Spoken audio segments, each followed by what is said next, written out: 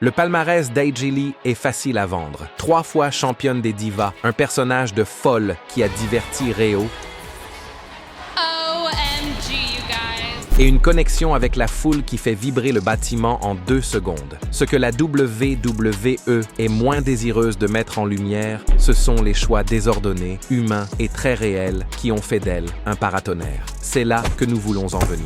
Il ne s'agit pas d'une campagne de dénigrement. Il s'agit de ce qui s'est réellement passé, de ce qui a été rapporté à l'époque et de ce qu'AJ elle-même a dit, en termes clairs. Commençons par l'éléphant dans la pièce. Nous nous souvenons tous du Pipe Bombshell du 26 août 2013, quand AJ a torché le casting de Total Diva dans une promo bien plus tranchante que ce que la division avait l'habitude Done in your d'avoir. entire collective careers.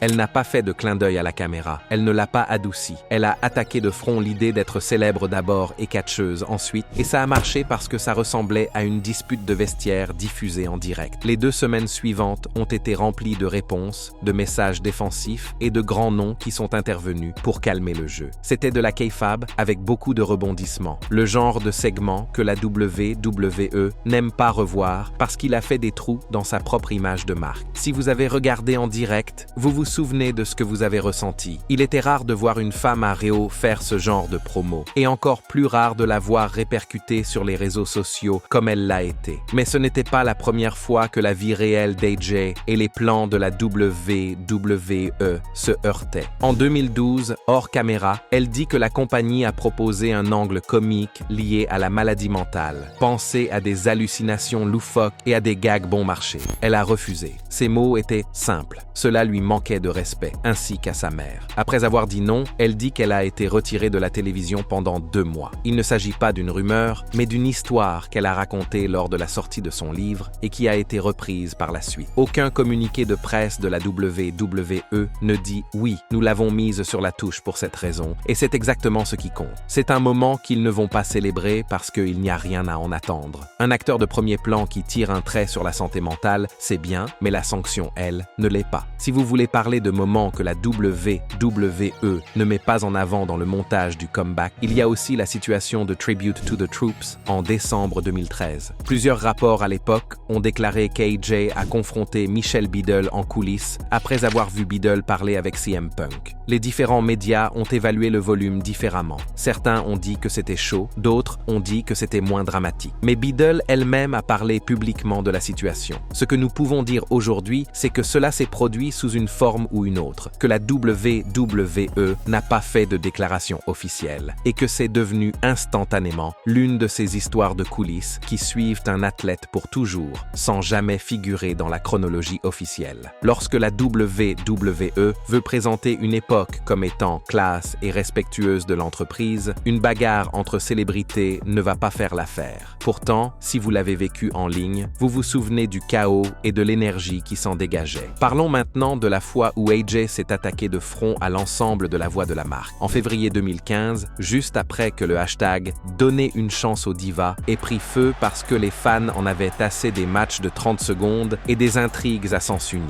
AJ est intervenu publiquement et a défié Stephanie McMahon sur la question du salaire, du temps d'antenne et du respect. De plus, AJ a apporté des recettes. Elle a fait référence aux ventes de produits dérivés et à l'intérêt des fans et a dénoncé l'écart entre les déclarations de relations publiques et la réalité. Les tweets étaient partout et ce n'était pas un hasard. Ce n'est pas la seule étincelle qui a conduit à la révolution féminine, mais c'est une étincelle qui est venue de l'intérieur du roster, avec une ceinture et une plateforme. Depuis, la WWE a fait un excellent travail en racontant comment nous sommes passés des divas au titre féminin. Ils ont tendance à sauter la partie où une athlète féminine de premier plan a publiquement dit au patron que la compagnie était en train de se laisser distancer par ses propres fans. Bien sûr qu'ils la sautent. Cela donne l'impression que la société réagit au lieu d'être visionnaire. AJ les a fait réagir. Vous ne pouvez pas parler de ce que la WWE cache sans diviser le travail et tirer là où c'est important. À l'écran, le personnage d'AJ était une boule de chaos. Elle a sauté sur le ring à sa manière unique et emblématique, a rampé sur la table d'annonce et a utilisé la veuve noire comme un piège à ours. Des années après son départ, elle a parlé d'une tentative de suicide en 2014. Elle a raconté avoir réservé une chambre d'hôtel, s'être sentie ensevelie par les blessures et la vie, puis avoir appelé le 311 lorsque les autres lignes n'étaient donc pas connectées. La voix d'un inconnu l'a aidé à remonter la pente. C'est plus que lourd. Bien sûr, la WWE n'a pas créé cette douleur, mais elle n'a certainement pas été construite pour la supporter. Et la façon dont AJ en a parlé plus tard l'a rendu évident. Vous n'entendrez pas cette histoire sur une bande-son. Vous l'entendrez de sa bouche, et vous devriez l'entendre. Et si quelque chose dans cette partie vous touche de trop près, sachez que vous n'êtes pas seul.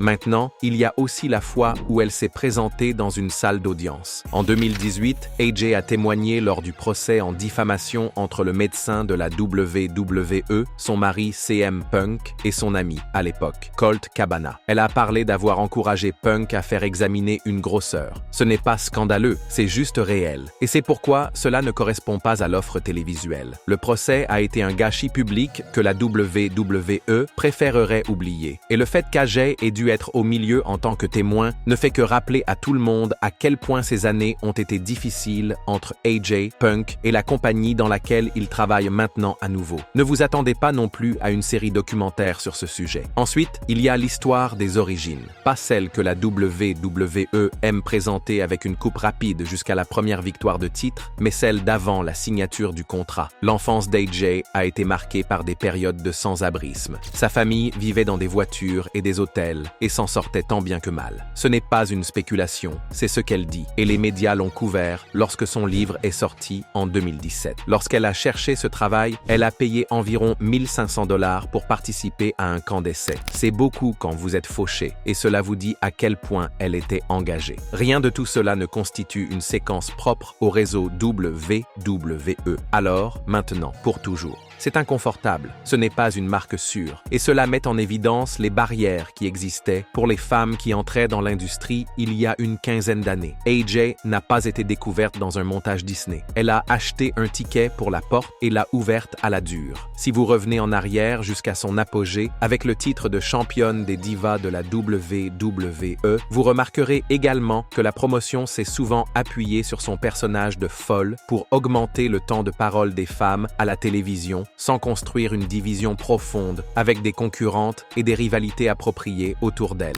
AJ elle-même était l'histoire, et la division flottait autour d'elle en réaction. Bien sûr, c'est flatteur jusqu'à un certain point, mais cela devient aussi un plafond. Quand elle a détruit les Total Divas au micro, c'était un travail, mais tout comme le pipe bomb de son mari 2 ans plus tôt, une bonne partie de cela était exactement ce qu'elle ressentait à ce moment-là à propos de ce qui se passait. Elle disait ce qu'une partie du public de la WWE pensait de l'emballage de la télé-réalité, et c'est pourquoi cela a mis le feu aux poudres. Aujourd'hui, la WWE a des raisons d'éviter cela. La compagnie transforme ses mêmes Total Divas en ambassadrices a posteriori, et la réécriture standard de l'entreprise consiste à mettre tout le monde du même côté. Les paroles d'AJ ne correspondent pas à cette réécriture. Vous n'entendrez pas non plus beaucoup parler des années difficiles avec CM Punk. Pas la partie romantique qui a fait la télévision, mais la partie où les lignes entre le travail et la vie personnelle sont devenues floues et où les décisions du monde réel se sont répercutées sur le produit à l'écran. Les rapports Beadle sont là, le procès est là. Les entreprises préfèrent que ce genre de choses reste silencieux, mais les fans se souviennent du bruit. Parlons maintenant de celui que la WWE contourne sur la pointe des pieds chaque fois que le nom d'AJ Lee apparaît. L'histoire embrouillée entre elle, son mari, CM Punk et l'ex-petite amie de ce dernier, Lita. Cela ressemble à de la fanfiction, sauf que tout s'est passé devant des millions de personnes.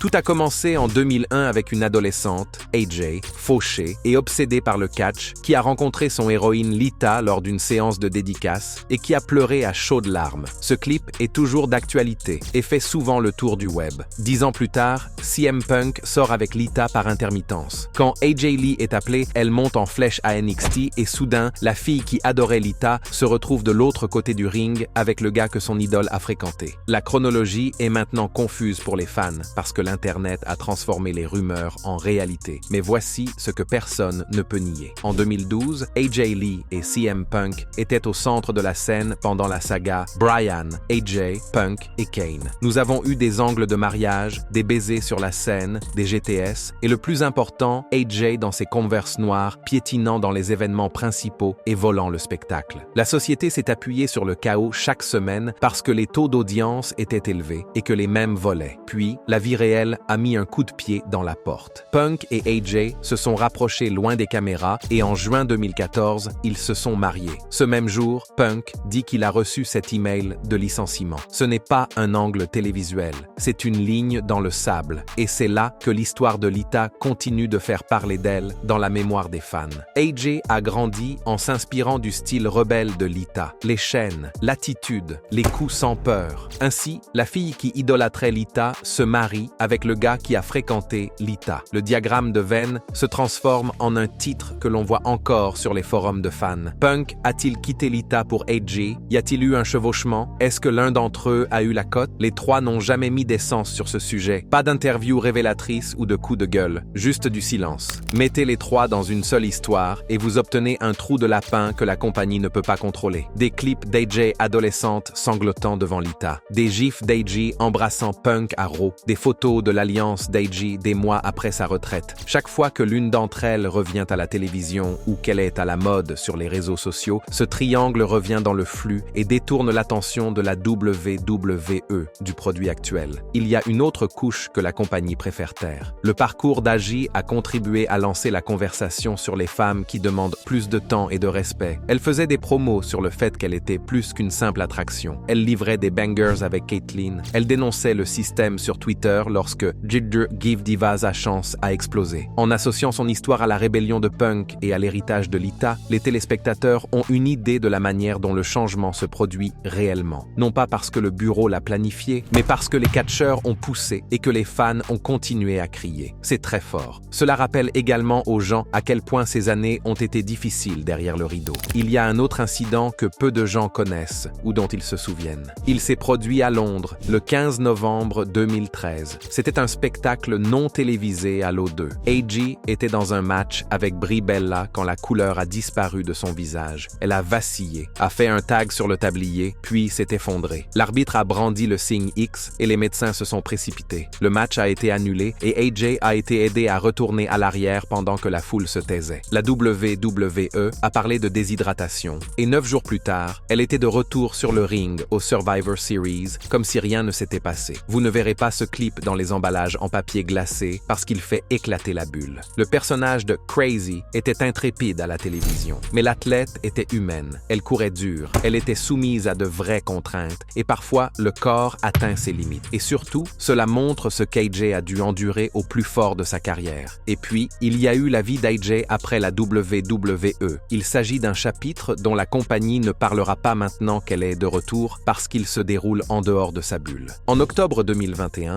AJ est revenue dans le catch professionnel, non pas en tant qu'athlète, mais en tant que productrice exécutive et voix au pupitre pour Women of Wrestling. La relance s'est accompagnée d'un accord de distribution pluriannuel avec Viacom CBS et du soutien de Jenny Buss, ce qui signifiait que le catch féminin était programmé pour la syndication du week-end dans les principaux marchés. Cette empreinte a été présentée comme la plus grande plateforme que le catch féminine ait jamais eue à la télévision. Lorsque la nouvelle saison a été diffusée à l'automne 2022, AJ a assuré le commentaire couleur tout en façonnant l'émission en coulisses. Elle ne cherchait pas à gagner du temps sur le ring. Elle construisait un produit et offrait à une équipe de femmes une scène nationale sans attendre la bénédiction de la WWE. Cette série a permis à son nom de figurer dans une série hebdomadaire diffusée par les stations CBS et leurs filiales, ce qui n'est pas le genre de crédit que la WWE s'empresse d'ajouter à ses vidéos maintenant qu'elle est de retour dans ses émissions. En août 2023, elle a annoncé que son contrat d'une saison prenait fin et a remercié le vestiaire. Il n'y a pas eu de drame, juste une ligne claire indiquant que ce chapitre avait une date de fin. Cela l'a tenue à l'écart du ring, a maintenu sa voix dans le mélange et a prouvé qu'elle pouvait aider à diriger un projet axé sur les femmes depuis le fauteuil de productrice. Bien sûr, cela réécrit le récit. Elle a disparu après WWE. Ce n'est pas le cas. Elle a simplement choisi choisi une voie différente, a aidé à lancer une émission féminine avec une réelle portée télévisuelle et s'est ensuite retirée selon ses propres termes. Si la WWE n'en parle pas, c'est parce que cela rappelle à tout le monde qu'elle peut faire bouger les choses sans leur machine. Maintenant, avançons rapidement jusqu'au moment présent, parce que nous vivons dans une ligne de temps très différente. AJ Lee est de retour. Elle est revenue à SmackDown le 5 septembre 2025 et a donné un coup de pied au derrière de Becky Lynch pendant que son mari souriait d'une oreille à l'autre en signe d'admiration. Cela change instantanément la façon dont la WWE raconte son histoire parce qu'elle vend à nouveau des matchs. Si elle reste dans les parages, certains des anciens chapitres seront poncés. L'histoire de l'hommage aux troupes, vous ne l'entendrez pas nommer. La discussion sur l'équité salariale, il s'agira d'une passion pour l'entreprise. L'histoire de la santé mentale, elle sera peut-être conservée, mais on enlèvera la partie où elle dit qu'il y a eu une punition. C'est ce que font les grandes entreprises. Et nous le savons tous. Alors pourquoi en parler maintenant? Parce que si vous la regardez affronter Becky Lynch en 2025, rappelez-vous pourquoi c'est électrique. Ce n'est pas seulement la nostalgie de l'entrée sautillante et de la veuve noire. C'est parce qu'Adji a toujours été la personne qui entre dans une pièce et dit la vérité telle qu'elle la voit, même si cela coupe en deux le récit de la marque. Il n'est pas nécessaire d'être d'accord avec toutes ses prises de position pour comprendre pourquoi la foule lui fait confiance. Elle n'est pas née comme un croisement d'émissions de télé-réalité. Elle est apparue comme la gamine qui a dormi dans une voiture, qui a payé pour entrer dans le bâtiment et qui a dit non lorsqu'un reportage s'est moqué de la réalité de sa famille en matière de santé mentale.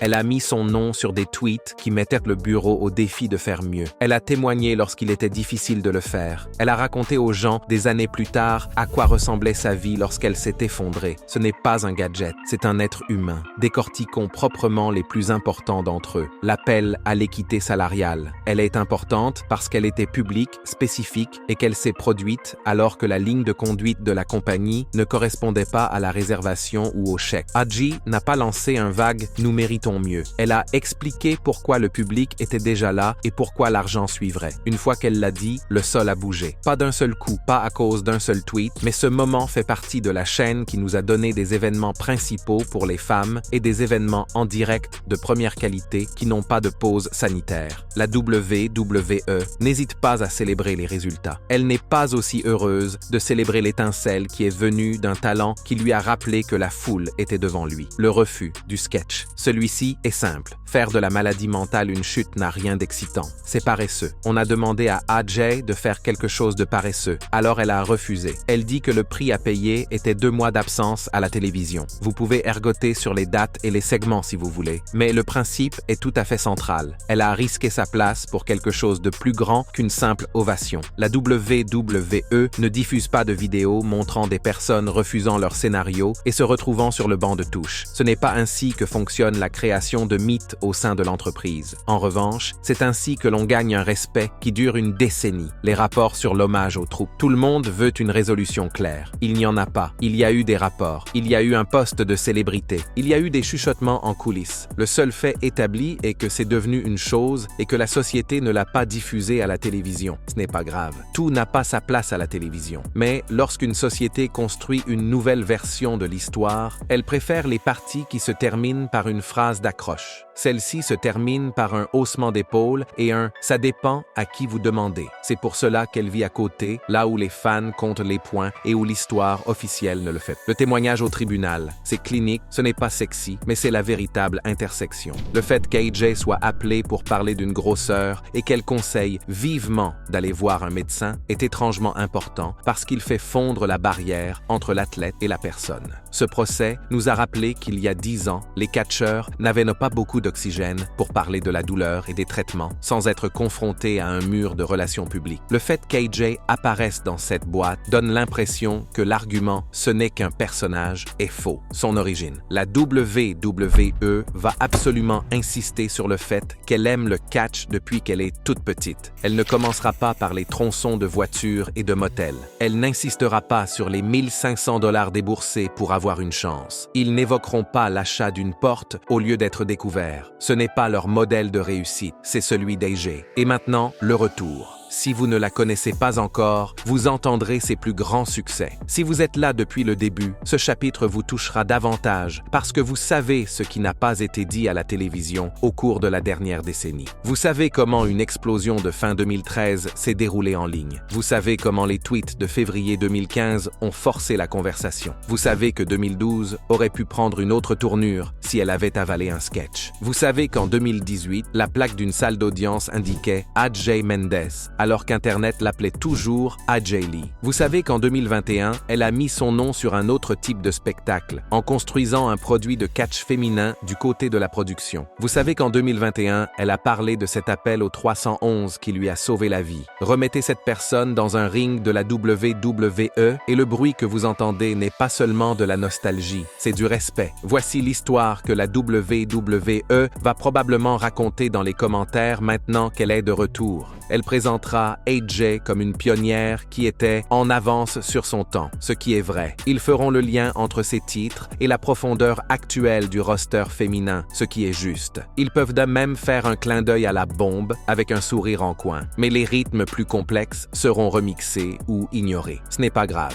Ils ont un spectacle à vendre. Notre travail consiste à nous souvenir des éléments qui donnent du poids au nouveau chapitre. Alors, que cache la WWE à propos d'AJ Lee? Ils cachent que l'une de leurs meilleures promos a sapé un grand projet de promotion croisée. Ils cachent que lorsqu'une intrigue s'est moquée d'un problème de santé mentale dont elle souffre, elle a refusé et dit qu'elle a été punie. Ils cachent qu'une confrontation entre célébrités s'est transformée en mini-scandale, parce que cela n'est pas favorable aux sponsors. Ils cachent qu'alors que les fans scandaient leur désir de changement, une championne en exercice a utilisé sa tribune pour dire au patron de payer et de réserver les femmes comme les stars qu'elles étaient déjà. Ils n'insistent pas non plus sur le fait que la personne à l'écran gérait une véritable douleur en dehors de l'écran et que, des années plus tard, elle a décrit une nuit où elle a failli ne pas y arriver. C'est ce que les entreprises ne savent pas commercialiser. C'est aussi ce qui fait qu'un retour en 2025 sera différent d'une visite nostalgique. Si AJ veut la ceinture, elle devra battre celle qui la détient, de la même manière qu'elle l'a fait lorsque la division était mince comme du papier et que son personnage était le plus important. La différence, c'est que le roster qui l'entoure est plus étoffé aujourd'hui. La division qui existe en 2025 est plus profonde parce que des gens comme elle l'ont poussée quand elle n'était pas récompensée.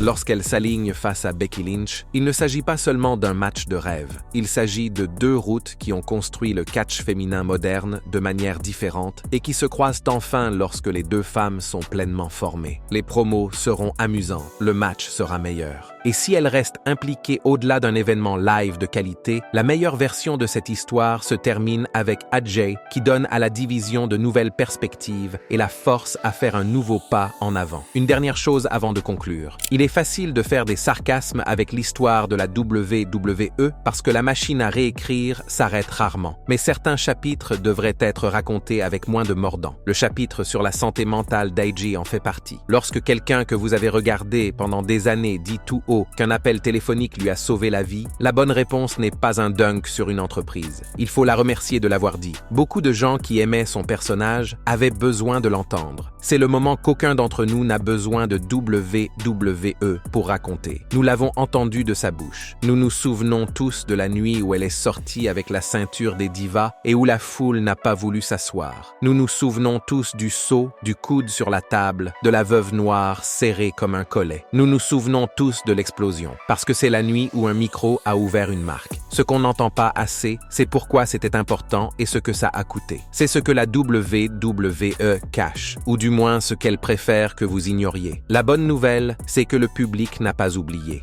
Avons-nous oublié des moments que la WWE cache au sujet d'AJ Lee? Dites-nous ce que vous en pensez dans la section des commentaires. Et avant de partir, n'oubliez pas d'aimer cette vidéo et de vous abonner à Ring Rivals pour ne pas manquer les prochaines.